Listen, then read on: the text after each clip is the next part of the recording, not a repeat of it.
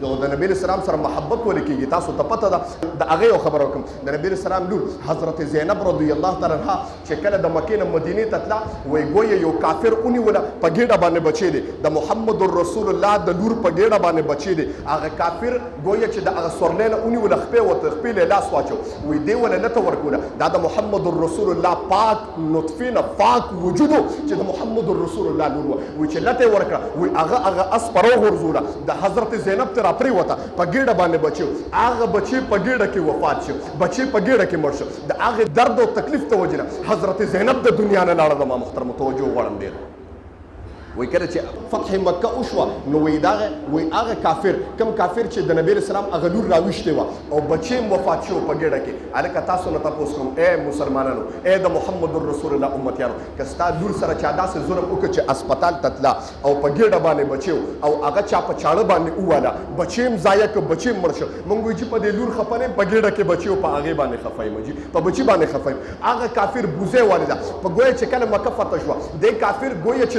د خلینه تغه چاپیره کړی دی مخې پټ کړی دی د محمد رسول الله مخې ته کېناستو ګویا نبی اسلام پیژني چې دا څوک دی وایي د الله رسول که ستا د ټولو نه لوی دشمن ستا مخې ته کېني او ایمان قبلوي څه دی خیال دی نبی اسلام مبارک وایي قسم دی که د لور مرګ رانه هېرېږي قسم دی که زما نه د لور د بچي مرګ هېرېږي چې هغه دا کې ورته پته و چې دا خو بیا هم ته هغه دربار ته راغلی چې هغه عام دربار نه دی هغه دربار د امام الانبیا د محمد مصطفی احمد مجتبی د محمد رسول الله دربار ته راغلی وایي قسم دی ما لله فی الله بخلي ټول څوک سره سبحان الله د لور غم رانه نه ایریږي خو ما بخلي ما وایي محبت یو انسان سره د څه د وجې نه کېږي د ما وایي کنه دل مې ته دلبر مې ته جانان مې ته روح مې ته جگر مې ته و جان مې ته زما مشک و عنبر نشته بې له تانه ای محمد رسول الله زما مشک و عنبر نشته بې له تانه مشک مې ته عنبر مې ته زعفران مې ته ټول څوک سره سبحان الله نبی اسلام ما خبره کوله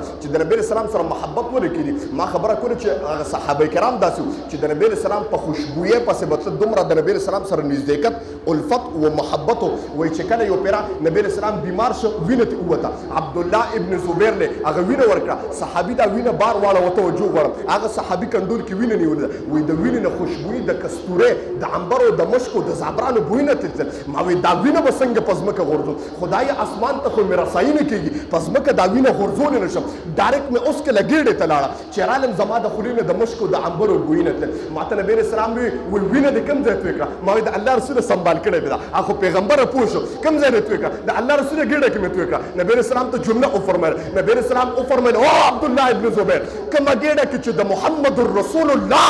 وینه پرته ده په هغه ګېډه کې زما رب د جهنم اور نه اچوي ټول څوک سره سبحان الله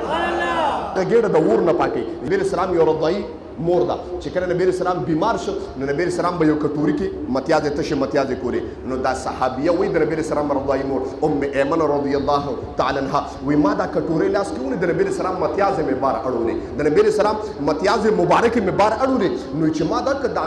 کټوري نه و د هغه متیازو نه د کستورې او د زعفرانو بوی ته د زعفرانو د مشکو بوی ته وایي قسم دی ما خو چې دا خو زه نشم اړولی وایي هغه متیازې د محمد رسول الله ما اوس کړې وایي چې رالم زما د خولې نه مسکو د عنبرو بوی ته ما ته تپوس کړه ای مورې ته هغه کوم ځای توی کړې ما ورته د الله رسول به سوی مې کړې وایي هغه پوه شو ما ته وایي چې په کوم ځای کې توی کړې دي ما ته پوه شو چې خېټه کې تېر کړې یاد ساته د محمد رسول الله د طرف نه جمله وره په کومه ګېډه کې چې د محمد رسول الله د وجود څه شی پرېوته دې ګېډه باندې به تر قیامت د سبا پورې درد رانه شي ټول څوک سره سبحان الله هغه محبت د صحابه نو ما وی محبت د صحابه قرآن کې الله فرمایي ويغفر لكم ذنوبكم موت ته قسم دې ته محبت سکے موت ته د ګناه نه فرصت نه ملاويږي موت ته هر قسم ګناونه په دنیا کې کو هر قسم ګناونه په مرګ را نه هیر دې